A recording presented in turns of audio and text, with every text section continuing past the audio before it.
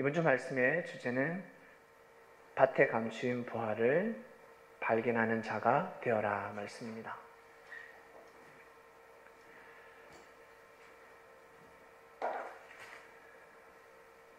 주님께서 제자들에게 천국을 쉽게 이해할 수 있도록 사람들이 제일 좋아하는 물질을 비유하시면서 말씀하셨습니다.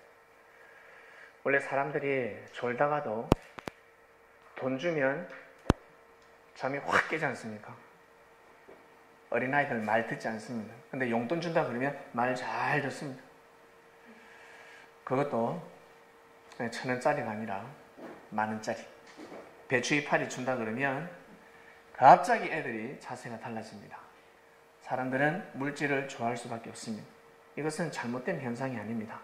왜냐하면 하나님께서 이 세상에 만물을 주관하라고 주셨기 때문에, 만물의 주인이기 때문에, 영장이기 때문에 물질을 좋아할 수밖에 없는 것입니다. 그래서 물질을 사랑하는 것입니다.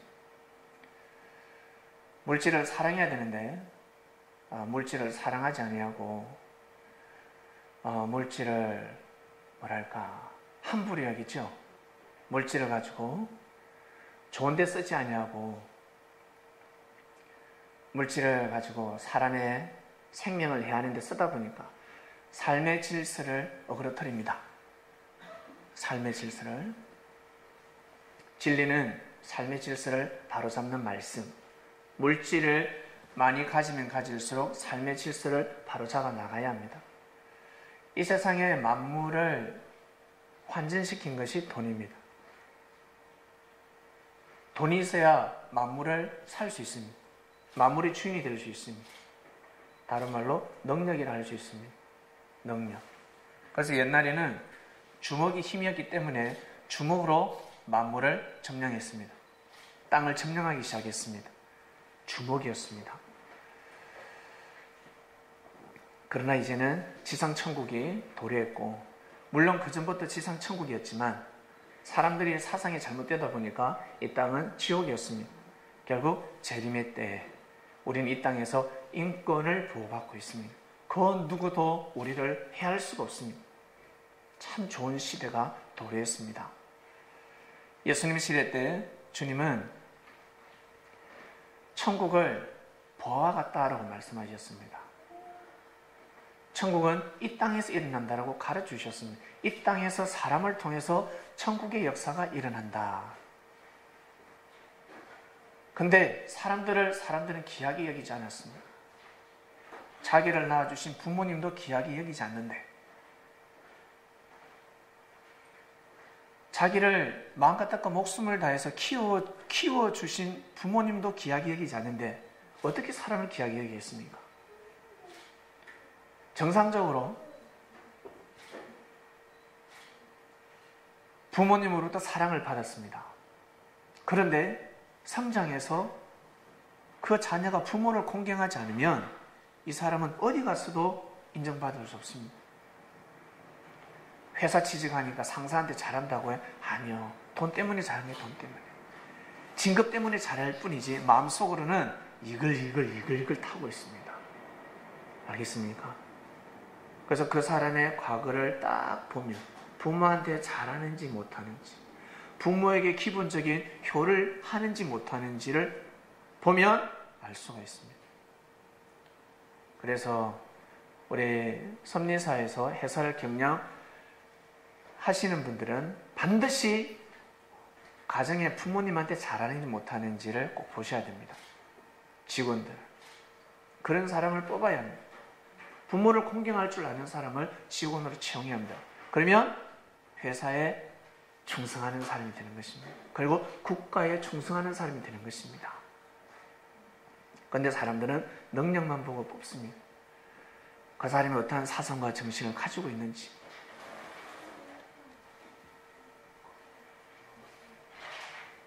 정말 사상이 중요한데, 그래서 주님께서는 딱 사람들이, 제자들이 잘 알아들을 수 있도록 하나님을 믿는 사람이든 안 믿는 사람이든 다 깨달을 수 있는 말씀을 주셨습니다. 밭에 보화가 감춰져 있다. 어떡할래? 야, 밭에 보화가 감춰져 있다. 어떡할래? 하나님을 안 믿는 사람들은 뭐라 하겠습니까? 당연히 그 보화를 가져가야지요. 훔쳐가야지요. 근데 들고 갈 수가 없어. 너무 커서. 들고 가다가 바로 발각된다. 보화가 얼마나 한데 금덩어리가 네 머리통보다 한 5배, 10배 돼. 그럼 못 들고 가. 혼자 들고 가야지 친구하고 들고 가겠습니까? 친구하고 들고 가는 순간 원수가 될 수 있습니다. 자기 혼자 먹어야 되는데 어떻게 들고 갑니까? 들고 갈 재간이 없습니다. 그럴 때는 그 밭을 사야 합니다. 그 밭을 사는 방법밖에 없습니다. 그 밭을 살 때 어떻게 사야 되겠습니까? 마음과 뜻과 목숨을 다해서 돈을 모아야 합니다. 그 밭을 사는데 1억이 듭니다. 근데 1,000만 원밖에 안 해, 그 밭이. 그런데 이놈의 영감탱이가 1억을 부릅니다. 그러면 각서를 쓰는 겁니다. 성금을 딱 끌고 내가 1,000만 원을 줄 테니까 1,000만 원 계약금이죠? 계약을 딱 합니다. 그리고 9천만 원을 모아야 합니다. 열심히 일을 해야 되고 그리고 빚이라도 그 어디죠? 요성어로 표현하면 대출해야 됩니다. 이게 생각이 안 나요. 대출해야 됩니다. 사람들 보증을 안 써주니까 대출해야 합니다. 그렇게 해서라도 9천만 원은 마련하게 될 겁니다. 왜? 그게 나중에 100억, 1,000억이 될 수 있는데 부르는 게 값입니다. 그렇기 때문에 마음과 뜻과 목숨을 다할 수밖에 없습니다. 바로 섭리가 이러하다라고 가르쳐 주셨습니다. 하나님의 역사가 이러하다. 그리고 더 축소시키면 천국은 누구로부터 시작이 됩니까? 우리 사람으로부터 시작이 됩니다. 그런데 우리가 먼저 아니라 제자로부터가 아니라 누구? 스승이신 주님 예수님으로부터 시작이 되는 거예요. 예수님으로부터 천국의 역사가 시작이 되는 겁니다. 왜? 그분의 입에서 천국의 말씀이 선포되니까. 하나님의 말씀이 선포되기 때문에 그분을 통해서 역사가 시작되는 것입니다. 이것을 깨우쳐 주셨습니다. 그리고 그분의 입에서 너희들이 나를 사랑하는 것처럼 동일하게 사랑하라. 사랑하라. 내가 사랑하는 자를 너희들도 사랑하다라고 가르쳐 주셨습니다. 너희들끼리는 서로 싸우지 마. 양과 면소기 때문에 서로 부딪히지만 내가 사랑한다. 내가 사랑하니까 서로 사랑하라 라고 하셨습니다. 제자들은 쉽게 이해를 했습니다. 아, 섭리가 금덩어리구나. 그래서 주님을 만난 사람들은 어때요? 행복하잖아요. 여러분, 섭리를 만나니까 행복하지 않습니까? 말씀을 들으니까 행복하지 않습니까? 그전에도 우리는 예수님을 믿었잖아. 그전에 우리 하나님 믿었잖아요. 근데 그 하나님이 와닿지 않았습니다. 그토록 기도를 해도. 우리 섭리에 오면 기도를 많이 안 해도, 금식을 안 해도 하나님이 은혜를 받아요. 그토록 금식 안 하셨던 분이 여기 오면 금식을 패합니다. 골골골골 하면서 새벽에 그토록 일어났는데 지금은 잠을 푹 자고 있습니다. 그리고 하루에 세 끼 꼬박꼬박 먹고 있고. 근데 은혜가 차고 넘칩니다. 예전에는 그토록 몸부림치며 기도했는데, 기도를 그토록 해도 은혜가 오지 않았는데 왜 그럴까? 섭리기 때문에 그렇습니다. 혼인잔치기 때문에 그렇습니다. 혼인잔치의 신부들은 어떻게 해야 됩니까? 잠을 푹 자야 됩니다. 피곤을 푹 풀기 위해서는 잠을 푹 자야 됩니다. 피곤하면 잠을 푹 자는 겁니다. 미는 잠꾸러기, 피부가 뽀송뽀송. 피곤이 겹치고 어떻게 됩니까? 이것이 몸에서 스트레스가 되어서 나중에 자칫 잘못하면 암으로 가게 되어 있습니다. 나중에는 신유의 능력을 받아도 나설 수가 없는 때가 있습니다. 때가 도래해버립니다. 신부입니다, 신부. 신부는 잘 먹어야 되고 잠도 잘 자야 되고. 아시겠습니까? 그래서 주님께서 금식을 피한 겁니다. 금식을 피하는 겁니다. 항상 신부는 어떻게 해야 됩니까? 긴장의 허리띠를 딱 졸라매면 됩니다. 누구로부터 사랑받기 때문에? 신랑으로부터 사랑받기 때문에. 우리는 주님으로부터 사랑을 받고 있습니다. 믿습니까? 이것을 믿으셔야 합니다. 이것을 믿으셔야 합니다. 그래야 만물을 주관할 수 있습니다. 생명을 잃으면 무엇하겠습니까? 여러분, 건강을 잃으면 생명을 잃게 됩니다. 하나님이 주신 법칙이 있습니다. 저는 4시간만 자야 됩니다. 근데 어떤 사람은 4시간만 자야지만 건강해지는 사람이 있습니다. 어떤 사람은 7시간을 자야 합니다. 어떤 사람은 10시간을 자야 합니다. 어떤 사람은 밥을 2끼만 먹어도 몸이 건강한데 어떤 사람은 3끼 먹어야 될 사람이 있습니다. 자기가 자기 자신을 알아야 합니다. 나는 잠을 푹 자야 되는 스타일이다. 그러면 잠을 푹 주무시길 바랍니다. 자기 자신을 돌보아야 합니다.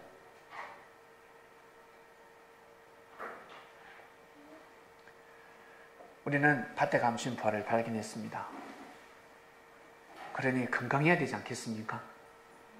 그 부활을 이제 우리 것으로 만들었습니다. 마음과 뜻과 목숨을 다해서 그 부활을 우리 것으로 만들었습니다. 저는 그 부활을 제 것으로 만들었습니다. 저는 주님을 제 것으로 만들었습니다. 만들기까지 마음과 뜻과 목숨을 다했습니다. 그냥 되지 않았습니다. 마음과 뜻과 목숨을 다했습니다. 그러다 보니까 그 부활가 내 것이 되었습니다. 이제는 평생 동안 그 부활을 삶 가운데 어때요? 가치를 발휘만 하면 되는 것입니다. 내가 가치를 잃지 않는 한 그 부활은 가치를 잃지 않을 것입니다. 여러분, 그 밭에 보화가 숨겨져 있습니다. 그러면 보화 숨겨져 있는 그 위치만 귀하게 여겨집니까? 아니면 전체 다 귀하게 여겨집니까? 그 밭 전체다. 그 주관권 자체가 전체다. 나아가서는 옆에 밭도 또 혹시 저도 숨겨져 있나? 저 밭에 또 혹시 보화가 있나? 다 귀하게 여겨져요. 다 귀하게 여겨집니다. 그처럼 주님을 맞이한 주님을 맞이한 성린들은 여러분 살아가는 그 삶 주관권이 귀한 것입니다. 그때부터 모든 것이 성립니다. 그전에는 인생이 고달팠습니다. 힘들었습니다. 내가 직장을 다녀야 되나? 누구는 남편 잘 만나서 직장 안 다닌다고 하던데, 누구는 부인 잘 만나서 벤츠 몰고 다닌다 하던데, 나는 지하철 타고 다니네. 그리고 우리 자녀들은 나 부모님 잘 만나서, 누구는 부모 잘 만나서 저 금수저라 하던데, 나는 이거는 노수저 다니고 뭘까? 이런 자녀도 있고, 어떤 사람은 부모로부터 물려받을 재산이 많아서, 유산이 많아서 기쁩니다. 부모님이 돌아가실 날만 기다리고 있습니다. 그런데 어떤 사람은 부모님이 빚더미에 앉아 있습니다. 아이고 자꾸 많은 사람들이 살아가고 있습니다. 여러분, 우리는 부활을 발견했습니다. 부활을 우리 것으로 만들었습니다. 이제 나의 것이 되었습니다. 그러면 여러분 살아가는 그 주관권이 여러분 정말 귀한 것입니다. 귀한 삶을 살아야 귀한 것을 빼앗기지 않습니다. 그래서 여러분들이 거하고 있는 집이 귀한 곳입니다. 여러분들이 머리 두는 집이 아주 귀한 곳입니다. 주님이 함께 하시는 곳입니다. 그래서 항상 깨끗해야 합니다. 정말 깨끗해야 합니다. 한번 대청소를 딱 하면 그걸로 유지하셔야 됩니다. 유지를 잘해야 합니다. 산더미처럼 쌓아놓지 마시고 항상 깨끗해야 합니다. 항상 주님이 오신다. 그리고 지저분하면 청소해야 되는데, 주님 죄송해요, 이런 마음이 들어야 되는데, 괜찮네 뭐 내일 닦지 또 내일 되면 또 내일 닦지 일주일에 한 번씩 걸레질을 하고 있습니다. 설거지를 쌓아놓고 있습니다. 설거지를 쌓아놓으면 거기에 생각지 못하는 벌레가 생깁니다. 악취가 납니다. 밭에 감춘 부활을 발견하는 사람들은 상당히 부지런해야 합니다. 그 삶 자체가 섭리입니다. 직장 다니면서 가정을 돌보는 사람들 얼마나 의인 줄 아세요? 얼마나 의가 되는 줄 아세요? 섭리가 무엇인데? 섭리가 무엇인데? 맨날 찬양하고 주 예수보다 더 이것이 섭리가 내 찬양하는 게 내 기도하는 것이 섭리예요? 아니요. 그건 바리새인들이 하는 겁니다. 섭리는 삶입니다. 삶. 진짜 도인이 어떤 사람이 도인인 줄 아세요? 산에서 머리 깎은 사람, 머리 깎고 산에 들어가는 사람, 그리고 머리카락 이만큼 기르고 턱수 이만큼 기른 사람이 도인이라고요? 앉아서 오면 뭡니까? 요즘 보면 철학을 많이 본다 그러죠. 인생을 쫙 펼쳐본다 그러죠. 다 그것도 어떻게 도포자로 딱 있고 사카 쓰고 그런 사람이 도인 줄 아세요? 천만의 말씀. 사람들은 그런 사람이 도인이라고 하지만 잘 맞춰. 자기를 잘 맞춰. 사람들이 보기에는 그런 사람이 도인 같지만 하늘이 보시기에는, 주님이 보시기에는 삶을 정상적으로 살아가는 사람이 최고의 도인입니다. 최고의 도인입니다. 진짜 도인은 산에 있지 않습니다. 속세로 들어옵니다. 속세를 떠나지 않습니다. 삶을 회피하지 않습니다. 그런데 사람들은 삶을 속세를 떠나고 있습니다. 가정을 책임지는 사람들 얼마나 의가 되는 줄 아세요? 내가 힘들지만 어렵지만 자식을 먹여 살립니다. 자식을 키웁니다. 특히 우리 어머니들 직장 다닐랴 애기 키울랴 너무 힘들어요. 옛날에 우리 어머니들 보면 밭에 가서 남편하고 똑같이 일을 해. 근데 집에 와서 또 밥을 해야 돼. 더만 또 아침 일찍 일어나서 또 밥을 또 해야 돼. 빨래도 해야 돼. 남편은 반찬 맛이 없다고 궁시렁대서 그것이 얼마나 의인 줄 아세요? 늘 찬양만 하고 전도하러 다니는 사람이 의인이라고 해. 천만의 말씀. 그러지 않습니다. 삶을 책임지는 사람들. 먼저는 자기 자신을 책임지고 그리고 가정을 책임지고 나아가서 또 어떻게 그 자녀가 온전히 하나님을 경외하는 삶을 살 수 있도록 교육시키는 가정이 얼마나 큰 의의 가정인 줄 아십니까? 그리고 그 자녀들이 성장해서 다른 사람들, 타인들과 이 사회에서 잘 살아갈 수 있도록 살아가는 그 가정이 얼마나 의인인 줄 아세요? 명문 가문인 겁니다.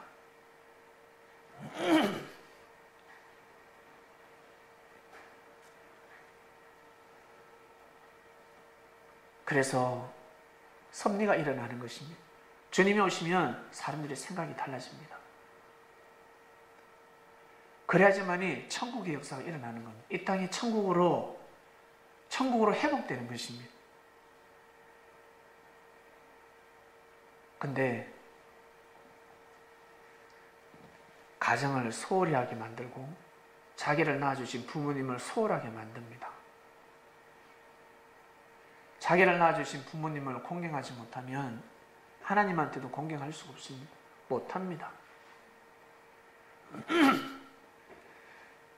효자가 따로 있습니까? 첫 번째 몸이 건강하고 두 번째 부모님이 잘 계시는지 식사는 하시는지 안부 묻는 거 아닙니까? 그리고 명절 때 찾아뵙고 부모님이 아프면 또 힘이 되어드리고 물질로 힘이 못 되어드리면 마음으로도 힘이 되어드리고 그리고 부모님을 위해서 기도해드리고 그게 효자인 겁니다. 그게 효자입니다. 천국이 도래했습니다. 제일 먼저 밭에 감춘 부활을 발견한 사람 누굽니까? 세례요한이었습니다. 세례요한은 반석이가 되지 못했습니다. 세례요한이가 반석이가 되어야 되는데 주님으로부터 반석이라는 이름을 얻지 못했습니다. 그냥 세례요한이었습니다. 세례요한은 금덩어리를 발견했습니다. 그러면 마음과 뜻과 목숨을 다해서 모든 소유를 팔아서 자기 걸로 만들어야 합니다. 그런데 실족해버렸어요. 어떻게? 금인지 돌인지 헷갈려버렸습니다. 잘 생각하면 금인 것 같고 또 이렇게 다시 생각하면 돌인 것 같고 그러다 감옥 갔습니다. 그러다가 감옥 가서 뭐라는 줄 아세요? 제자들 면회 왔을 때 가서 한번 여쭤봐라.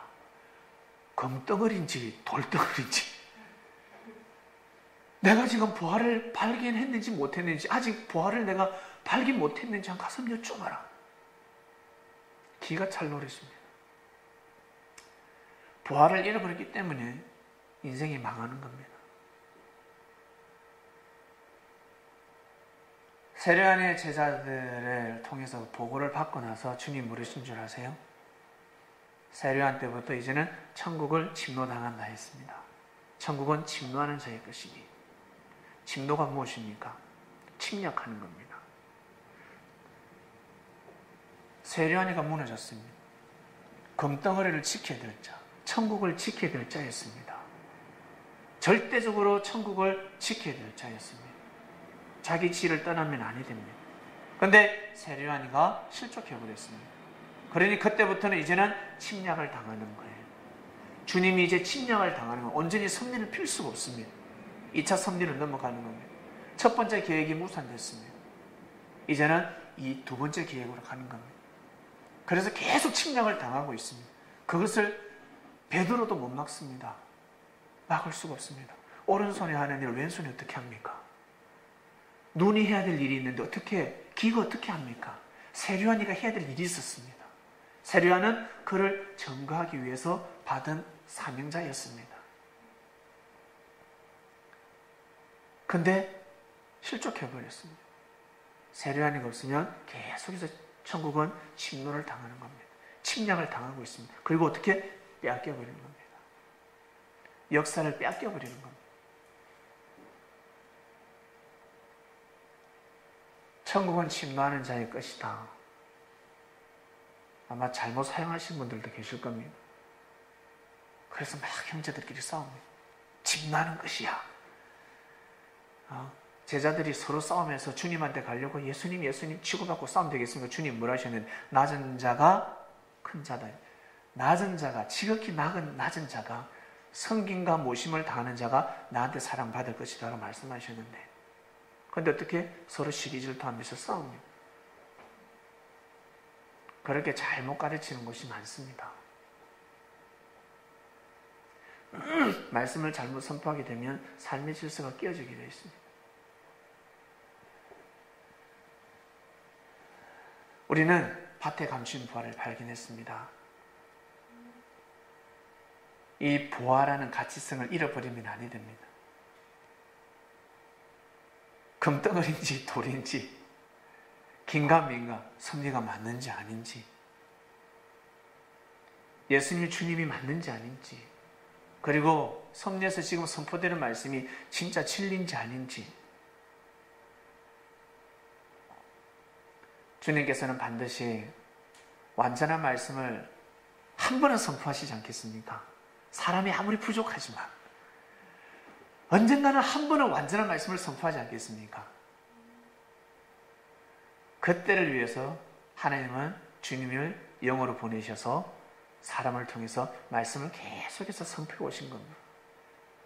언젠가는 온전한 말씀이 선포되지 않겠습니까?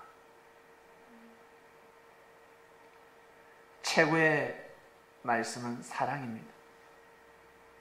사랑을 두고 모든 걸 퍼즐로 맞춰 나가야 합니다.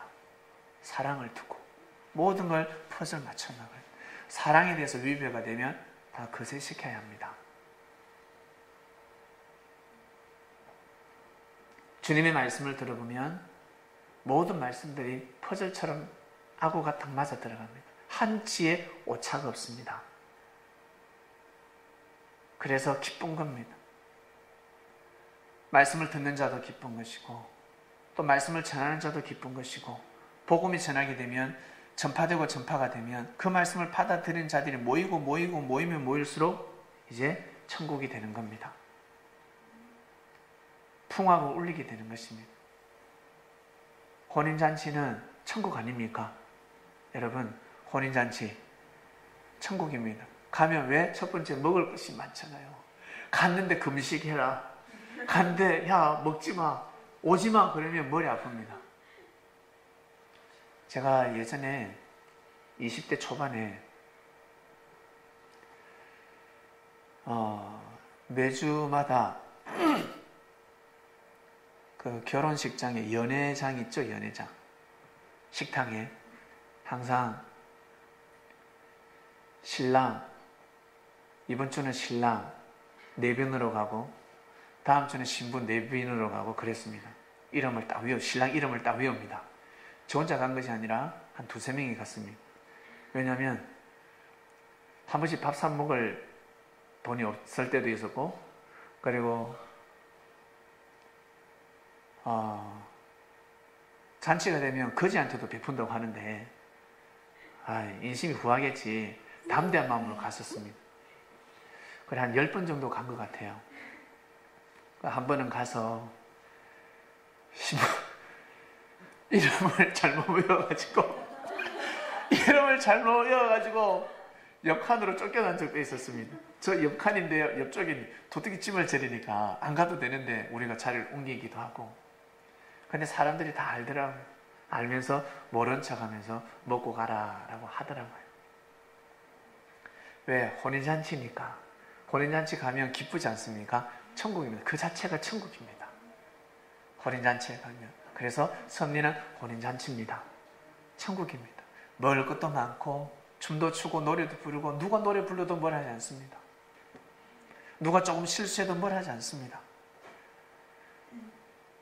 각자 자기 달란트대로 멋있게 살아가게 되어 있습니다. 중요한 것은 나 자신입니다. 나 자신입니다.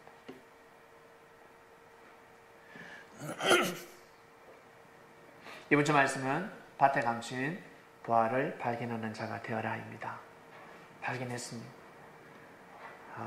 아주 깊은 비유의 말씀이었습니다. 우리는 부화도 발견했고 진주도 발견했습니다. 그러면 나의 것으로 만들어야 하는 것입니다. 그런데 사람들이 발견했는데 왜 자기 걸로 만들지 않을까? 금덩어리인 줄 모르는 것입니다. 진주인지 금덩어리인지 돌인지 모르기 때문에 자기 걸로 만들지 못하는 것입니다. 섭리를 여러분 것으로 만든,